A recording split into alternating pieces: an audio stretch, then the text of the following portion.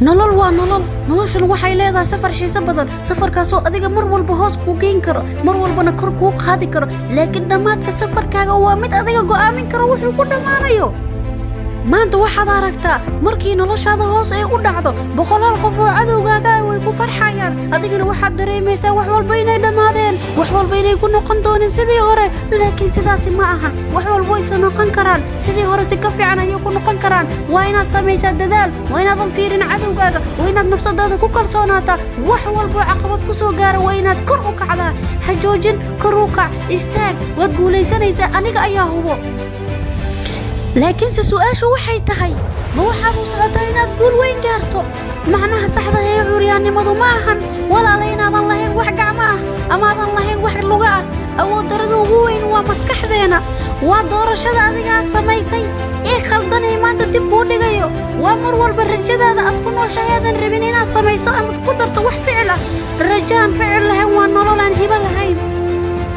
su'aashaan ku weydiinayo waxay tahay ma waxaad danaynaysaa inaad wax saxsan doorato mise waxaad danaynaysaa inaad joojiso fakarkaaga wanaagsan ma waxaad dooranaysaa inaad horay u socoto oo micnaheedu tahay inaad gadaal u socoto oo mar walba riyo been aad ku noolaato iyo rajo aanan jirin iyo ficil la'aan ah nolosha waxaa loo baahan yahay inaadan fiirin inaad ka faa'iidaysato fursadaha mar walba ku soo marayo fursaddu hal mar ayay albaabka kuu soo garaacdaa guuldaraduna ku jir ayay kuu soo garaacdaa guuldaradu micnaheedu ma ahan inay nolosha dhammaatay waa guul cusub ee kuu bilaabanayso aniga ayaa og ee horay u soco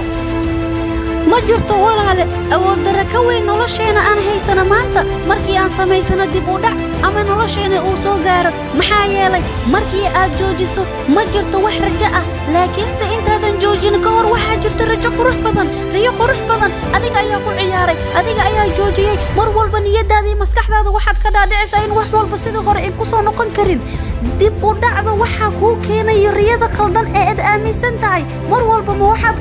danaynaysaa qof walba oo cadowgaaga inuu kugu qoslo ma waxaad rajaynaysaa inaad mar walba guriga kaliga aad ku oydo wax walba waad samayn kartaa qof walbo bilyaneer ah shalay buu ahaa nin maskiin ah ee derbiga ku ooya kaligiisa oy kac dib u dhac wax walba samey laakiin rajadaada iyo riyadaada waa inaad ka fikirtaa aad horumar samaysaa horumarku ugu weyn waxay tahay inaad horumar gaarto hey adiga adigay dhagaysanaya ayaan kula hadlayaa shucuurtaydu maanta waxay tahay inaan ku dhiirageliyo adiga aanan aqbalin waxa la yidhaahdo guuldaradu waa necbahay guuldaradu waxaan u noolahay qof walba walaalkayga ama walaashayda ee nolosha ka buusatay inaan dhiirageliyo kaasi ayaa fikirkayga ah taasi ayaa rajadayda ah wax walbaan rabna waa samaysan karnaa wax walbaan rabnana waan gaari karnaa